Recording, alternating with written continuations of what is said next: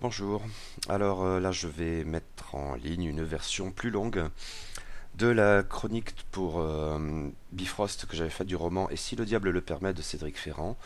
Donc j'avais fait ça pour Bifrost numéro 88. La chronique a été mise en ligne sur le blog de la revue.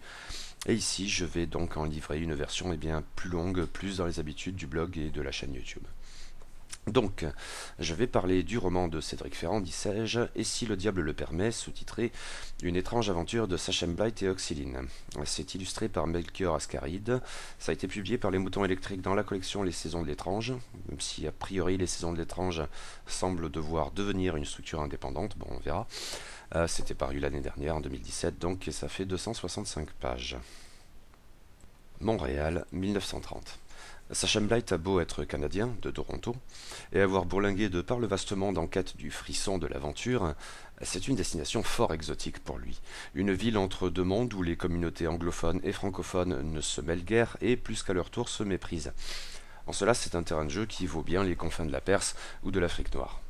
Mais Sachem Blight, en cette époque troublée qui suit de peu le crash de Wall Street, l'année précédente seulement, ne crache pas sur le travail. Son truc, c'est de retrouver les gosses de riches qui, pour une raison ou une autre, devant souvent à la naïveté, se rebellent contre leur ascendance et prennent la poudre d'escampette pour vivre par eux-mêmes, et ne tardent guère à le regretter.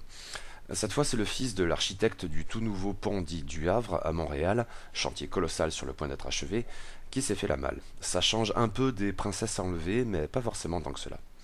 Toutefois, mettre la main sur le fugitif s'annonce ardu dans cette ville qui est un monde en elle-même. Sachem Blight aurait bien besoin d'aide. Surtout pour s'entretenir avec ces Canadiens français qui ne parlent même pas le français de France. Ça tombe bien, par une improbable coïncidence, sinon ça ne serait pas drôle, la demi-sœur de Sachem, Oxyline, végète dans une institution religieuse pour jeunes filles et il est bien temps de sortir l'adolescente de sa réclusion quasi monastique. D'autant qu'elle s'y connaît probablement bien davantage en joual, le sociolecte du français québécois propre à Montréal. Et notre duo de choc de mener sa petite enquête, qui s'avère bien vite fort étrange. Il y a bien plus là-dedans que la disparition d'un jeune homme de bonne famille. Quelque chose qui sent la secte, et peut-être bien pire encore. Troisième roman de Cédric Ferrand au mouton électrique, et si le diable le permet, témoigne plus que jamais de la double cascade de l'auteur, à la fois écrivain et rôliste. Mais peut-être d'une manière un peu différente. Vasbourg et Sovok étaient deux doubles projets spécifiques à l'auteur, que le jeu de rôle ait précédé le roman ou l'inverse. Dans Et si le diable le permet, Cédric Ferrand se réfère cette fois à un titre qui lui est extérieur, et pas des moindres, ni plus ni moins que le fameux L'Appel de Cthulhu, un des jeux de rôle les plus pratiqués depuis sa création en 1981 par Sandy Peterson. L'Appel de Cthulhu, bien sûr, est censé émuler les récits d'horreur cosmique de Lovecraft et de ceux qui ont manié le mythe de Cthulhu dans sa foulée. Même à s'en tenir au seul champ littéraire, les notions de Lovecraftien ou de Cthulhien sont déjà assez compliquées, impliquant de se poser plusieurs questions. Qu'est-ce qu'un récit Lovecraftien? Le mythe de Cthulhu est-il une notion pertinente? Lovecraftien et Cthulhien, est-ce que c'est la même chose? Pouvez-vous me prouver que la réédition des horreurs de Brian Lumley ne relève pas du crime contre l'humanité? Etc. Or, d'une certaine manière, la question se complique encore quand on évoque le jeu de rôle, car l'appel de Cthulhu, sur ses bases communes, a constitué peu à peu sa propre mythologie, ses propres codes et ses propres clichés. Je vous renvoie à ce propos à ce que Tristan Lhomme pouvait en dire en guise de préface au chouette Musée de l'Homme. Il vous en parlera avec bien plus de compétences que moi. Or, on retrouve le dit Tristan Lhomme en exergue de Et si le diable le permet, avec cette citation frappée au coin du bon sens. Et puis, c'est quoi une histoire de Cthulhu? Si c'est le jeu littéraire qui consiste à inventer des dieux qui sentent le poisson et des livres rédigés avant l'invention d'écriture, c'est mort depuis Brian Lumley. Si c'est l'écriture d'histoire dans la perspective du matérialisme cosmique Lovecraftien, à mon avis, nous n'en sommes pas sortis avant longtemps. L'auteur lui-même avait présenté son roman comme étant un pulp Lovecraftien. Mais est-ce bien le cas? Ce n'est pas garanti. La citation de Tristan Lhomme, aussi bienvenue soit-elle, est peut-être un peu ambiguë à cet égard, et en même temps très à propos, parce qu'elle pourrait laisser supposer que le roman qui suit relèverait de la Lovecrafterie pour orthodoxe à poil dur, la version Joshi compatible et qui a sans doute ma préférence. Or, ce n'est probablement pas cela que nous trouverons dans les Si le diable le permet. D'autant que cette optique narrative ne se marie pas forcément très bien avec la mise en avant du caractère pulp, au sens zeppelin, nazi et dynamite, qui est une autre tendance de la littérature Lovecraftienne ainsi que des jeux de rôle Lovecraftiens, même en empruntant au moins autant à Indiana Jones et compagnie qu'aux austères contes macabres du Gentleman de Providence, pas exactement portés sur l'action trépidante de manière générale. Mais si le diable le permet, est-ce un pulp alors? Eh bien, probablement guère plus. Le roman relève sans doute de la fiction populaire, mais pas dans ce registre, ou pas vraiment. Non, si le diable le permet, doit être envisagé comme un pulp Lovecraftien, c'est au regard de la pratique rôlistique de l'appel de Cthulhu. Sans être à proprement parler la novélisation d'une partie effectivement jouée, le roman de Cédric Ferrand abonde en clins d'œil et autres sourires de connivence à l'adresse du public rôliste, ou, précise éventuellement l'auteur, de ceux qui ont joué en leur temps et considèrent qu'ils ne peuvent plus le faire. C'est une dimension essentielle du roman, à mes yeux du moins. Et ça vaut aussi bien pour les investigateurs que pour le gardien des arcanes. Les PJ dans ce roman sont donc Sachem Blight et sa demi-sœur Oxyline, et ils sont tous deux très réussis, foncièrement attachants. Le premier, le héros de l'aventure, a donc beaucoup voyagé sur tous les continents.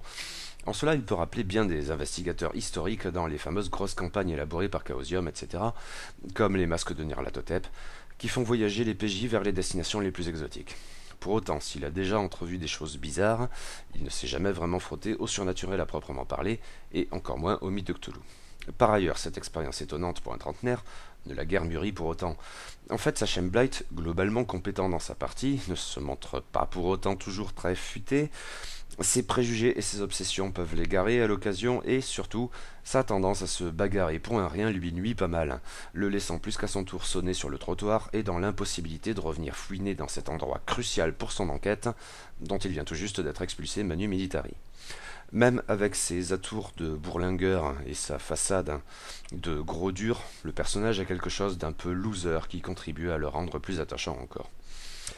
Oxyline, alors je le dis là, mais je sais pas s'il faut prononcer Oxyline, Oxyline, on s'en fout, on va dire Oxyline.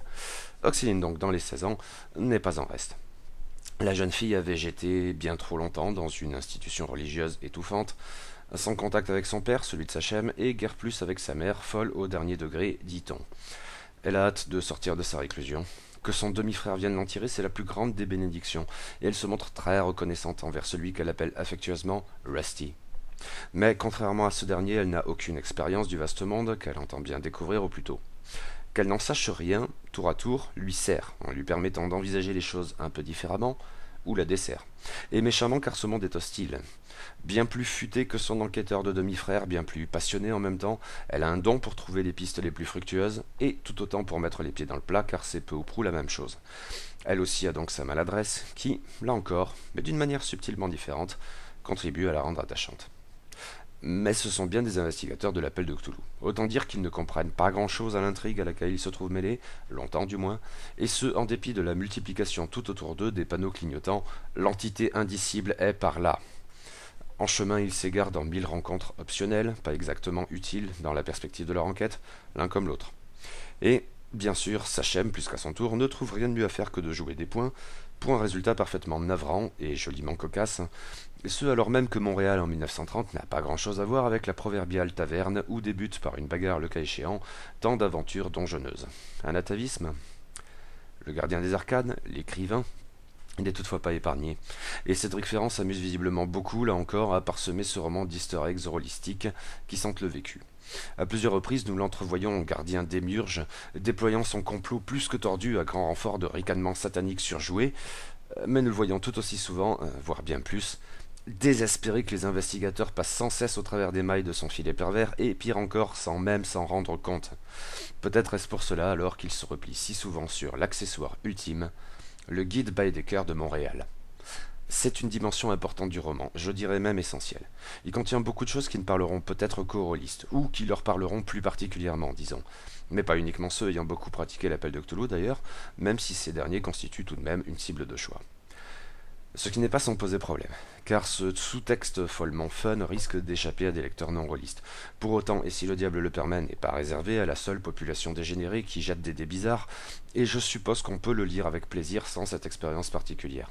Reste qu'une dimension non négligeable du roman risque alors de passer peu ou prou à la trappe, du moins je suis enclin à le croire. Or cela a son impact sur la narration. Et si le diable le permet, tout pulp qu'il prétende être, est certes un roman relativement court et enjoué par ailleurs, mais il adopte un rythme en fait assez lent, plutôt surprenant pour le coup, et ce jusqu'à sa toute fin ou presque. Dans les retours que j'ai pu lire ça et là, c'est une dimension souvent pointée du doigt et souvent pour y voir un écueil du roman. Je n'en suis pas persuadé pour ma part car Cédric Ferrand sert à raconter une histoire et joue là encore des codes du jeu de rôle de l'appel de Cthulhu d'une manière assez délicieuse. C'est tout particulièrement vrai en ce qui concerne le côté guide Baedeker de Et si le diable le permet. L'utilisation de cet ancêtre du guide du routard, etc., est un trait récurrent de la conception de cadre de jeu dans l'appel de Cthulhu, et le terme revient souvent dans les critiques, pouvant se voir accoler des connotations positives, mais au moins aussi souvent et peut-être davantage, ayant des relents de reproches. Le Baedeker est bien une ressource privilégiée des suppléments intitulés Les Secrets de New York, Marrakech, tous deux immondes. Plus intéressants sont San Francisco, le Kenya, je ne sais pas ce qu'il en est de Lyon, etc. La baïdécarisation dès lors désigne souvent des suppléments un peu fainéants, se contentant de lister des choses aussi narrativement inutiles que les horaires d'ouverture des bureaux de poste ou le coût d'un billet de tramway dans telle ou telle ville, sans véritable apport ludique. Mais le terme figure également dans le roman, dès le début, et je suis d'autant plus enclin à y voir un clin d'œil appuyé. Quand Sachem Blight déplore que le monde extérieur perde ainsi de son cachet à être toujours un peu plus connu et codifié, avec par ailleurs le risque, mais c'est la raison même de son métier d'enquêteur, pour des gens un peu trop crédules de penser qu'en 1930 l'on peut vivre à Lhasa comme on vivrait à Toronto. Pour Sachem Blight, ça n'est certainement pas le cas. Et pour le coup, il est difficile ici de ne pas penser à l'exotisme, éventuellement light et assurément baïdécarisé, des campagnes telles que les masques de Nyarlathotep, encore que la baïdécarisation puisse en fait concerner de manière plus frontale des destinations un peu moins exotiques, néanmoins étrangères. L'exemple le plus éloquent étant probablement la bien trop décevante à mon goût campagne Terreur sur l'Orient Express. Reste que le Baedeker est un outil de choix pour qui conçoit ou maîtrise des scénarios ambitieux de l'appel de Cthulhu, et Cédric Ferrand s'amuse beaucoup avec. Son roman est ainsi parsemé d'anecdotes sur Montréal, ville qu'il connaît bien pour y vivre depuis longtemps, mais sans doute bien exotique pour un lecteur français lambda. Il a pu faire la remarque que ses précédents romans, Vasbourg et Sovok, traitaient d'une certaine manière de Montréal, mais sur un mode déguisé. Et si le diable le permet, ne s'embarrasse pas de cette pudeur et constitue en même temps qu'un roman un guide édifiant des particularités de la métropole québécoise et de ses environs. Au-delà de la seule visite de bâtiments de caractère, on y apprend donc plein de choses, du plus terrible, comme l'explosion de Halifax en 1917, au plus trivial, avec énormément de choses entre les deux, incluant, liste non exhaustive, aussi bien des notations gastronomiques que l'évocation de figures historiques, dont par exemple Adrien Arcan, nasillon canadien dont l'auteur a pu dire qu'il était d'une certaine manière à l'origine du projet du roman, la construction du pont du Havre, qui fournit son motif au récit, ou l'histoire par le menu de l'établissement catholique pour jeunes filles où s'ennuie Oxyline, sans même parler des légendes indiennes locales, forcément, ou du résultat des élections municipales. Avec parfois des aperçus plus globaux cependant, les financiers qui se défenestrent à Montréal comme à New York, ou les physiciens et chimistes qui se tapent mutuellement dessus, ce qui n'a sans doute pas lieu qu'à McGill. Mais c'est bien un roman, comme cela pourrait être un bon scénario. L'érudition façon Baedeker ne tombe paradoxalement jamais comme autant de cheveux sur la soupe, mais s'intègre avec fluidité dans le récit. Objectivement, bon nombre de ces anecdotes sont inutiles au regard de la résolution du roman. Mais peu importe, car elles s'insèrent avec naturel, donc sont souvent intéressantes, voire passionnantes, parfois amusantes également, et enfin contribuent, et pas qu'un peu, à l'ambiance de l'aventure, ce qui est au moins aussi essentiel, et probablement davantage, que la seule mécanique du whodunit, etc. C'est donc le bon usage du Baedeker. Dans un registre sans doute assez proche et pourtant différent, Cédric Ferrand use avec succès d'un autre outil d'ambiance aussi bien que narratif, consistant en, disons, des jeux linguistiques. Ils occupent une place non négligeable dans le roman car nous sommes très vite confrontés aux insuffisances d'un Sachem Blight incapable de vraiment s'entretenir avec les Canadiens francophones de Montréal. Son mauvais français ne lui permet pas de comprendre un traître mot au joual employé par les autochtones, et c'est ici qu'Oxyline s'avère tout particulièrement utile d'ailleurs. Le roman appuie sur la coupure entre les communautés anglophones et francophones de la métropole. Et dit comme ça, effectivement, il y avait déjà de ça dans Vasbourg, ce qui m'avait très certainement échappé à l'époque. Mais le roman évoque ses difficultés sur un ton assez léger, limite badin, même si jamais acide, et encore moins méprisant. La dimension politique sous-jacente est là, et traitée avec sérieux. Reste que Cédric Ferrand manie bien ce thème, et d'une manière qui s'avère aussi drôle que pertinente. Ainsi d'abord du mauvais français de Sachem Blight. Canadien anglophone de Toronto, il a sans doute roulé sa bosse un peu partout, mais ça n'en a pas fait de lui un linguiste. Et son français consiste en transposition littérale d'expressions anglaises, ce qui est souvent très drôle. D'où moult quiproquos et une incompréhension fondamentale qu'à un second niveau, le joual vient compliquer davantage encore. Heureusement, Oxyline est là, maîtrisant aussi bien le français de France que celui du Québec et celui, plus spécifique encore, de Montréal. Ce qui nous vaut des dialogues très colorés, très fleuris, souvent drôles, mais ils le sont parce que Cédric Ferrand prend soin d'y injecter un certain naturel, toujours. Pour un Français de France, ça a sans doute quelque chose d'argotique qui participe de l'amusement, mais demeure la certitude au fond d'une langue à part entière avec ses codes. À l'évidence, on peut oublier ici les pseudo-imitateurs franchouilles qui parodient lourdement l'accent québécois, warf warf. On peut oublier tout autant les calices et les tabarnak, re-warf warf, car cela va bien au-delà et c'est autrement pertinent. Par ailleurs, cela illustre les merveilles de la contextualisation.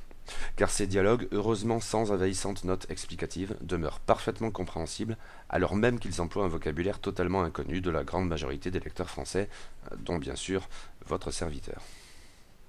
Mais même si j'ai beaucoup apprécié, et si le diable le permet, au regard de son abondant contenu anecdotique et de ses jeux linguistiques, le fait est que le roman souffre sans doute d'un problème de rythme qui y est lié. Maints lecteurs l'ont souligné, que ses anecdotes, etc. n'enchantaient pas autant que moi, et c'est sans doute bien légitime. Au fond, l'intrigue peut paraître assez secondaire dans ce roman, comme un prétexte à ce contenu tout autre, ce qui ne me gêne pas vraiment, mais pourra assurément écarter bien des lecteurs. Ce problème de rythme est probablement indéniable. Mais pour ma part, il est surtout problématique à la toute fin du roman, qui m'a fait l'effet d'être fâcheusement précipité. Jusqu'alors, le roman prend vraiment son temps, il est une balade avant que d'être une aventure, au rythme de la marche et non du sprint. Et si l'enquête s'enrichit parfois de découvertes inattendues, objectivement, bon nombre de scènes ne servent à rien dans l'optique la plus utilitariste du récit. Pas un problème pour moi car cela participe de l'ambiance. La fin, c'est autre chose, car Cédric Ferrand nous balance tout en 10 pages, en donnant limite l'impression d'expédier le bousin comme s'il était bien temps de passer à autre chose. Et là, je n'ose guère poursuivre dans ma lecture rôlistique du roman. J'imagine qu'on pourrait y voir un gardien aux abois et consterné par l'incompréhension des investigateurs quant à ce qui se passe, dès leur contraint de tout lâcher en mode didactique sur 5 minutes de confrontation ultime qui foire de toute façon, mais là ça serait sans doute pousser le bouchon un peu trop loin. De même, m'a-t-on justement fait remarquer, pour l'idée d'une partie à conclure dans l'urgence, pour qu'un joueur ait le temps de choper le dernier métro. Est-ce l'effet d'une conception narrative devant beaucoup à l'improvisation? C'est possible. Et j'avouerai volontiers quant à moi que je n'ai jamais vraiment su conclure mes scénarios perso à improviser, ce qui ne change rien au problème. Et peut-être d'autant plus que nous parlons bel et bien ici d'un roman, pas d'une séance de jeu de rôle en petit comité. C'est une faiblesse marquée dès si le diable le permet, celle qu'il faut mettre en avant le cas échéant, outre que la dimension rôlistique de la narration pourra ne pas parler à tout le monde. Heureusement, ce n'est pas au point de véritablement nuire à la note globale du roman, qui reste avant tout distrayant et malin, même si éventuellement aux yeux d'un lectorat relativement spécifique.